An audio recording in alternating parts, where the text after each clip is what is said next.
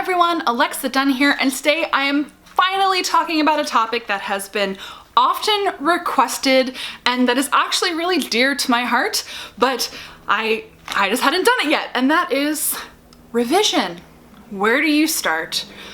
Revision is a huge topic. Again, one of my favorites. I adore revising, but I've been drafting pretty much since I started this channel, so that's probably why I haven't done revision yet. I've been in drafting mode. I'm still drafting, but I can't wait anymore to do revision. It's been requested too many times. This is really Revision 101, literally. How do you start? I will do more in-depth videos on the nitty-gritty of revision. I will also take requests and specific questions.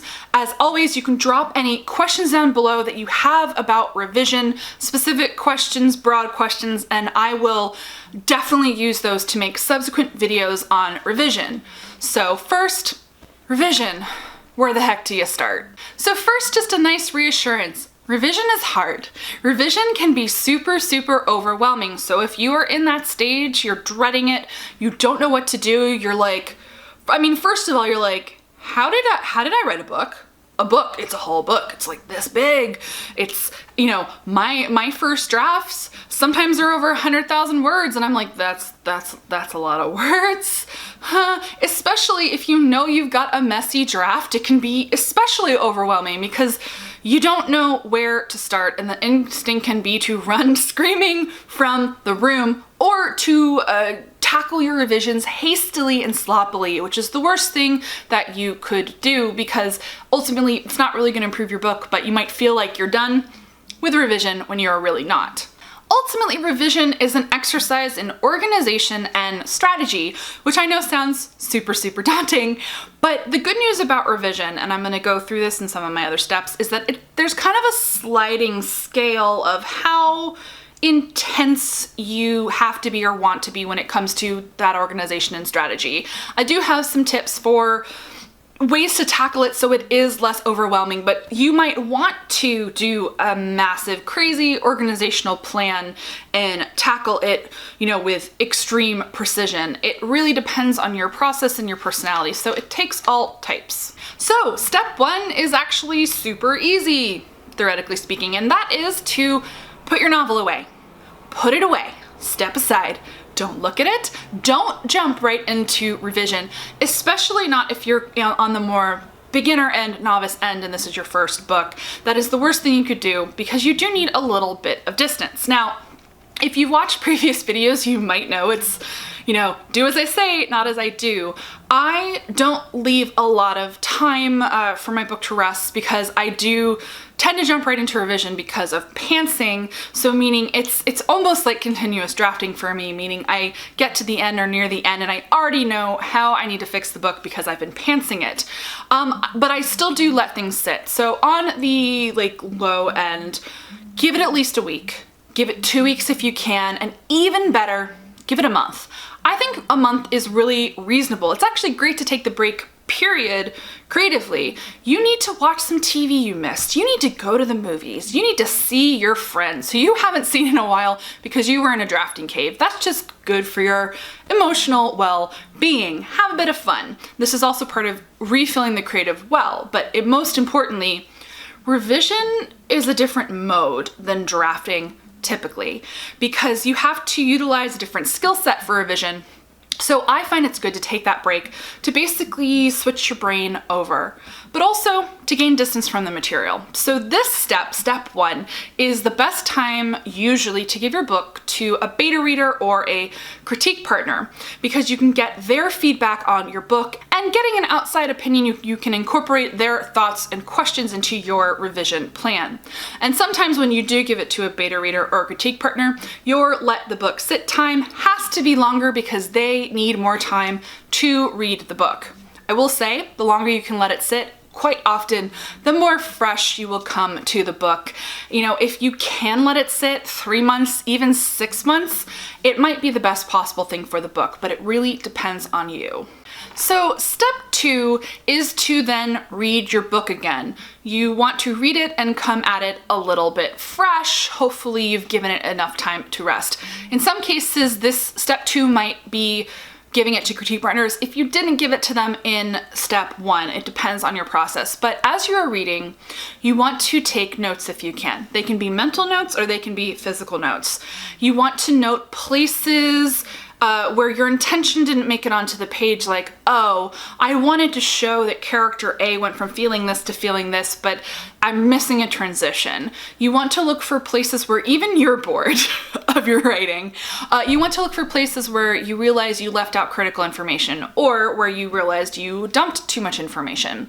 You want to look for places with white room syndrome or dialogue scenes that go on too long. I could go on. But generally, broadly, you want to look at pacing, characters, arcs, conflict, stakes, and tension. These tend to be the big picture things that you're going to look at.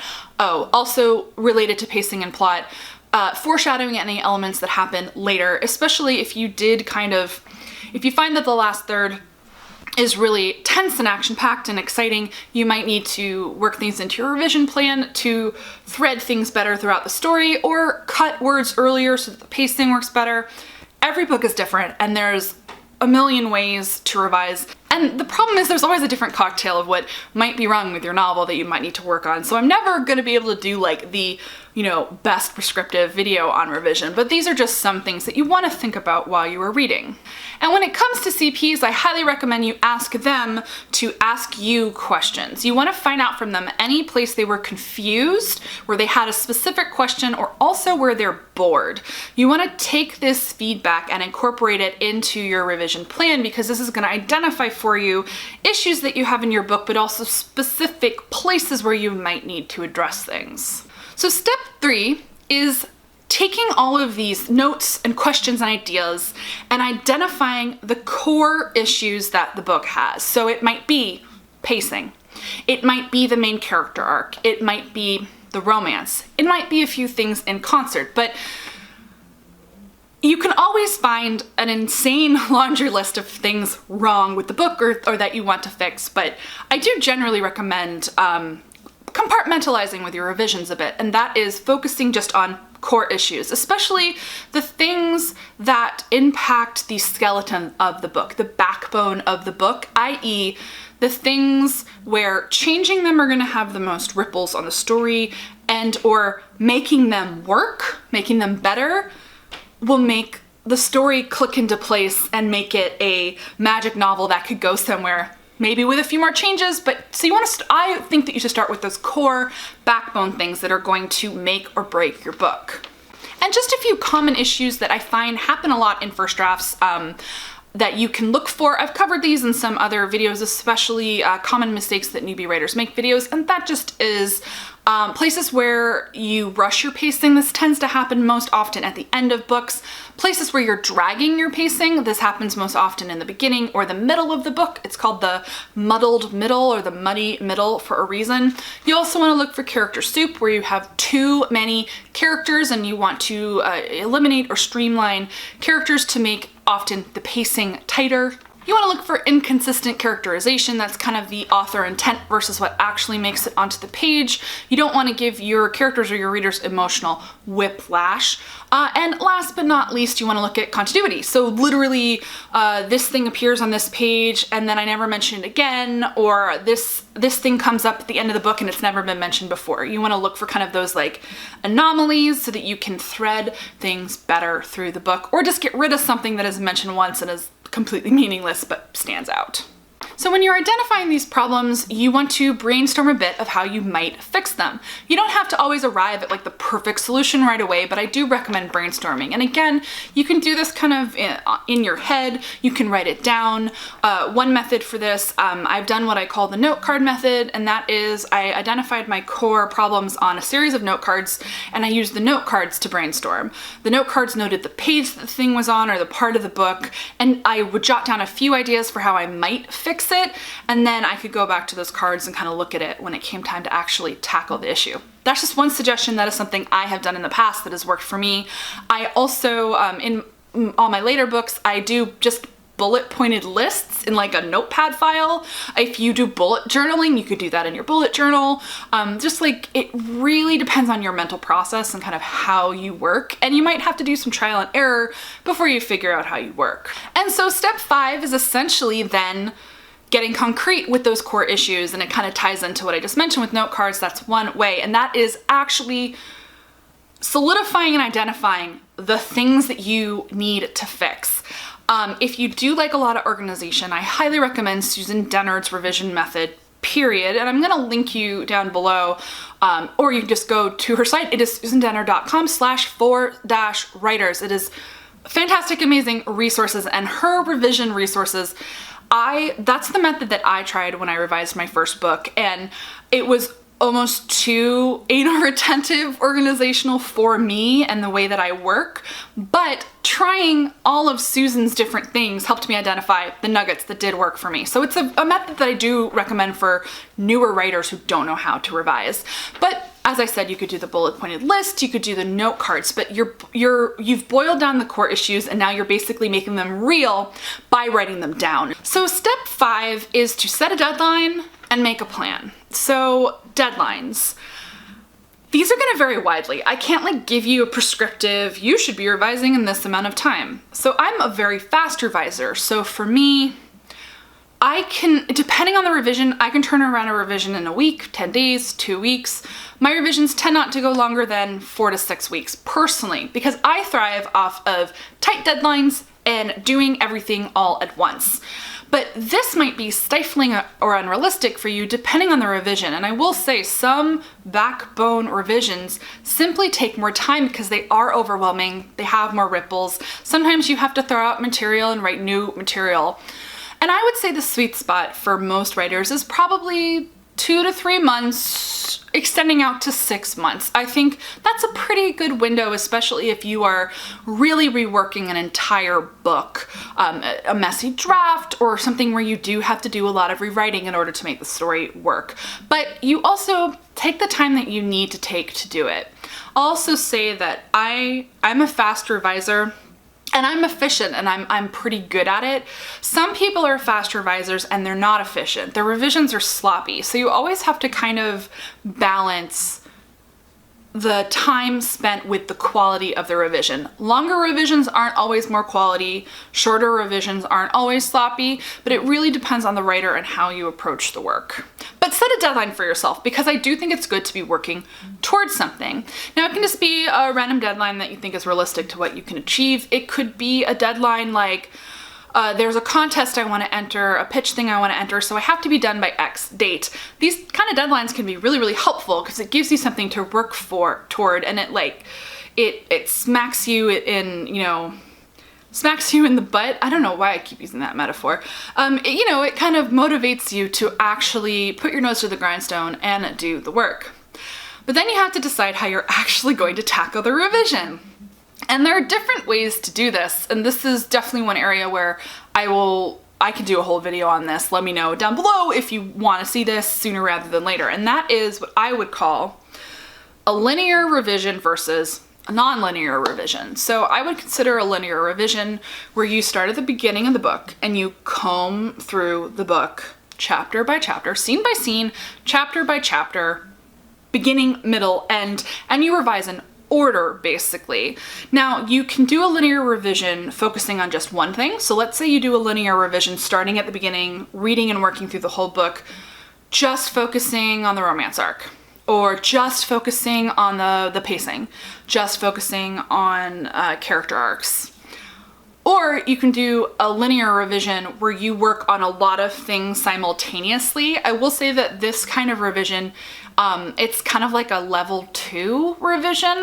I wasn't capable of doing this kind of revision when I was a newer writer, but it's something that I'm capable of doing now, depending on the book.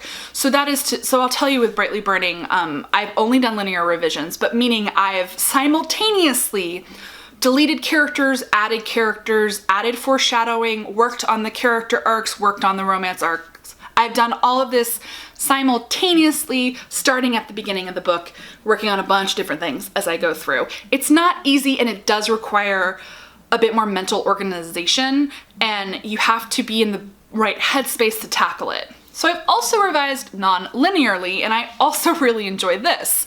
And this is where you jump around the book and you tackle things not based on the chronology, like start to finish, but you tackle things by topic. So this might mean you work on foreshadowing, and you might actually start at the end. You might start by tweaking the conclusion of the mystery and then going back to the middle and fixing the middle and then working on the beginning, or whatever. You can work out of order on specific things. So you might do foreshadowing, working on the beginning, middle, and end.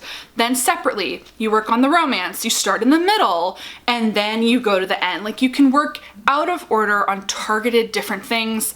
Typically, if you are going to do a nonlinear revision, you do have to finish it up at the end with a linear continuity pass, because typically when you work out of order, you're going to create ripples, and then you're going to have to do essentially a continuity edit. Continuity edits usually only take a couple of days if you are starting at the beginning and you know what you've thrown out of whack with your changes. So those are two very different ways that you can tackle revisions. I will say that when I do non-linear edits, that's when I'm looking at my scene cards or my note cards or my bullet pointed list, and I basically pick and choose the thing I want to work on depending on how I feel that day. The benefit of a non-linear revision is they can in many ways feel less overwhelming, but also they give you the ability to revise depending on how you're feeling, where you're at. So if you're feeling, you want to get some work done, you want to get some progress done today, but you can't tackle a big rewrite of a chapter, for example. You just mentally and emotionally don't want to do that. But you can easily tackle chopping, cutting down that dialogue scene or adding setting details to that scene that has white room syndrome. That is a small, manageable thing you can do on the day, regardless of where it is in the manuscript. I find that those types of revisions can be, it's a breath of fresh air, especially if you are overwhelmed, but that's just me personally. But again, I've also really enjoyed doing a linear revision where I just started at the beginning, went all the way through, only did essentially one revision pass, just a very involved one, and then finished. Now, about deadlines, I think it can be really helpful to set realistic micro goals on like a day-by-day, even hour-by-hour basis. And this is just, it's almost like a carrot and a stick, so that you're like, it's really easy to get overwhelmed when you're like, in 6 weeks, I have to finish the whole book. But you can set little, smaller deadlines for yourself, like headlights deadlines, like, okay, this week, I'm going to do the first 100 pages. Or this week, I'm going to rewrite this section of the book. These 4 chapters need to be revised, rewritten, rearranged. You can focus on little things. It could even be, 5 pages a day, like that kind of metric. Think about whatever micro goals are going to work for you with this particular revision to kind of push you along, because just sitting down and looking at a long list of things and looking at a long timeline or even a short timeline, it's really easy to become overwhelmed and like kind of melt down. So I really suggest dividing it into manageable chunks. Now, step 6 is getting your tools and getting to work, and just some of the tools that you might need or might prove helpful either in combination or by themselves. Some people print the whole book, put it into a binder. They use tabs, color-coded systems and Sharpies and all sorts of things. This is actually one kind of the core of Susan Dennard's method, as I mentioned, that I tried on my first book. So that might be the tools that you need. You might need to print the manuscript and buy tab dividers and pens and have a folder. You might need Scrivener. Scrivener has some great revision tools. They have the split screen function and all sorts of things. So maybe your tool is Scrivener. Your tool could also be Microsoft Word, and it could be, your CP gives you track changes, and that's one of the tools that you need. It could be note cards, as I mentioned, because you're going to boil things down to your note cards. It could be your journal, like your bullet journal or your passion planner or whatever you're using to keep yourself organized and motivated. You could buy a whiteboard and you could keep your notes there, so you have a physical representation that's maybe lives in your writing space, and you can brainstorm on it, you can check things off. Generally, a checklist is a really good tool that could really, really help. So those are just some of the tools that either I use or I know other people use, or just things that I'm literally just throwing them at you in case it jog something in your mind where you're like, oh, that tool might be useful to me. Because you basically want to arm yourself with the things that are either going to get you excited about revision or keep you organized in revision. Oh, I didn't even mention that you can literally use cookies. You could motivate yourself, like when I do 10 pages, I get to eat dessert. There are all sorts of things that you can use to, you know, have tools and motivate yourself to get this revision done. Oh, another tool could be critique partners. There's so many tools. But step 6 is to arm yourself with the things that you need so that you can focus and get the work done. And then honestly, you just have to take the plunge and do it. Revision is weird. As I mentioned, it's a different process for every writer. It's a different process for every book. I have not revised any of my books the same way. Even my different revision rounds are different, the way that I tackle them. You know, my revision between submission rounds, while it was technically linear, each section had a separate issue, so it felt like a non-linear revision because I had to hyper-focus on the different parts of the book that had different issues, so it was a different brain space than my previous revision. So you always have to be open and flexible and be willing to pivot and try different things until you figure out what's going to work for you. So that's it. That's how to get started. It is easier said than done, but maybe some of these concrete ideas and tips and tricks will help jumpstart you. So seriously, I mentioned it already, questions down below, please, because I'm happy to answer them because I adore revision. I genuinely love revising. I love revising more than I love drafting, so I cannot wait to finish the draft of my current book so I can revise it. I'm so excited, and I will definitely be doing process videos as I revise the book, and I'll who knows how I'm gonna revise this one? We're gonna find out. So questions down below because I do wanna do more videos, in-depth videos on revision because there are a million different ways to do it, so there's a lot of things to talk about. So thank you so much for watching.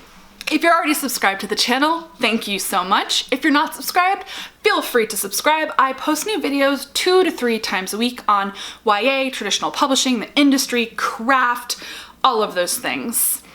As always, everyone, happy writing.